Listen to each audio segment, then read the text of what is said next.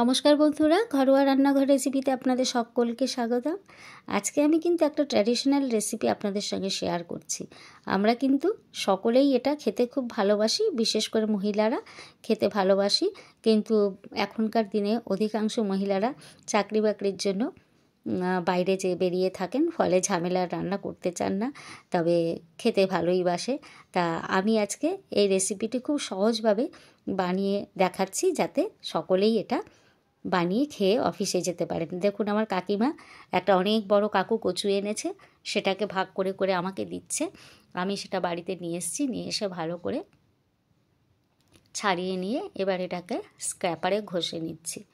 আর নিয়ে নিয়েছি আমি আধমালা নারকেল কোড়া। নারকেলটাকেও ভালো করে কুড়িয়ে নিয়েছি, কচুটাকেও ভালো করে কুড়িয়ে নিয়েছি। নিয়ে নিয়েছি একটু সর্ষে আর কাঁচা লঙ্কা।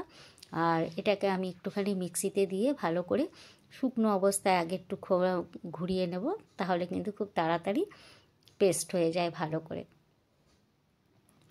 আপনারা নারকেলটাকে এমনি কুড়িয়েও এর সঙ্গে মেখে দিতে পারেন।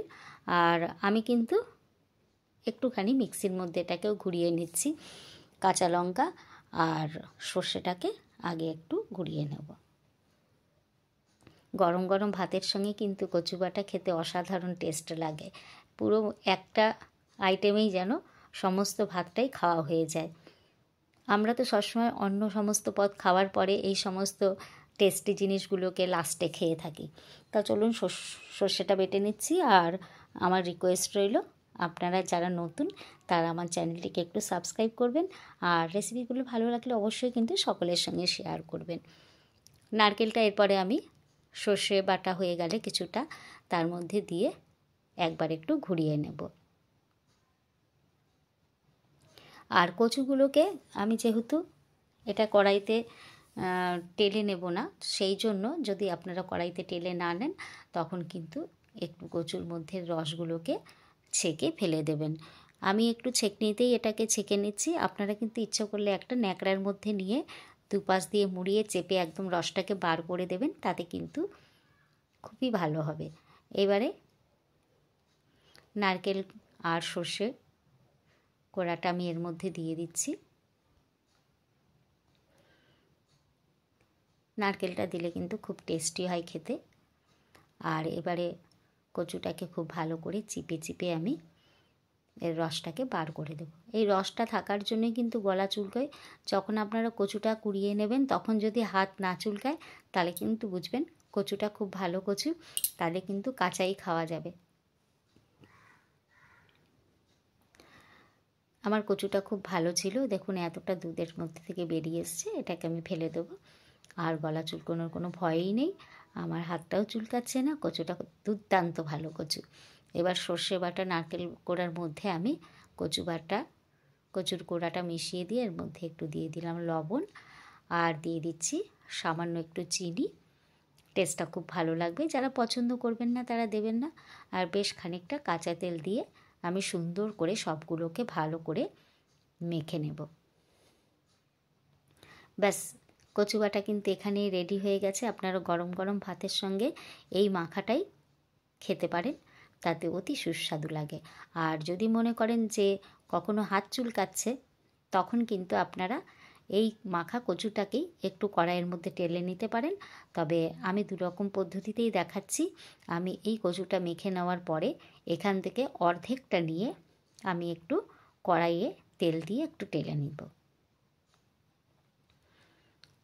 একটা কড়াই গরম করেছি, কড়াই গরম করে এর মধ্যে দিয়ে দিচ্ছি সামান্য একটু সর্ষের তেল। যেহেতু কচুটার মধ্যে সর্ষের তেল দেওয়া আছে, এই জন্য বেশি তেল আমি ইউজ করছি না।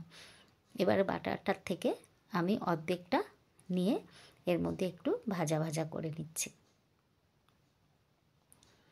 রেসিপিগুলো কিন্তু আগের দিনে প্রচুর পরিমাণেই বানানো হতো, কারণ এগুলো আগে বাজার থেকে কিনতে হতো না। বাড়ির উঠোনেই কিন্তু এরকম কচু গাছ হতো। সেই কচু গাছের গোড়া কেটে কেটে এইভাবে কিন্তু রান্না করা হতো। এই কচুর নানান রকম আইটেম রান্না করা হয়।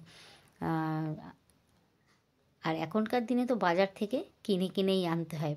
বাজারে প্রচুর পরিমাণে পাওয়া যায়। যারা ভালোবাসে তারা কিন্তু অবশ্যই কচু দেখলে মুখ ঘোরাতে পারে না। বাজার থেকে কচুর কিনে নিয়ে আসে এবং বাড়িতে এসে বাটা খায়। বাটার ঝামেলা না থাকলে আপনারা এরকম করে রান্না করবেন, আশা করি আপনাদের খুবই ভালো লাগবে। এই কাঁচাটা এখানে রেখে দিলাম, বাটাটা এবার ভাতের সঙ্গে দিয়ে দিলাম। দুটোকেই আমি দিয়েছি, কোনটা কীরকম টেস্ট সেটা বোঝানোর জন্য। তাহলে হয়ে গেল খুব তাড়াতাড়ি, অল্প ঝামেলাতে কচু বাটার রেসিপি। এবার আমি খেতে দিয়েছি। আমার ননদের বর এসছে, জামাইবাবু, তাকেও আমি খাওয়াচ্ছি। না কোনো গলা চুলকানো, যেমন কাঁচাটা খেয়ে দেখেন তো, গলা গলা চুলকাচ্ছে না? হ্যাঁ, জামাইবাবু তো একবার বিছানার মধ্যে বসেই খাওয়া শুরু করেছে, বলে খাবো আর শুয়ে পড়বো। যে এখানেই খাবে, এখানেই মুখ ধোবে, এখানেই হাত মুছবে আর বিছানায় শুয়ে পড়বে। এই জন্য বলেছে না, এই ঠান্ডার মধ্যে আমি এখানে বসেই খাবো। এটা বেশি টেস্ট? অপূর্ব। কোনটা বেশি টেস্ট? এটা একটু টেস্ট বেশি, তবে সাদামাটা হিসাবে কাঁচাটাও খারাপ না, তড়িঘড়ি কাঁচাটাও খাওয়া যায় যদি কচু ভালো হয়।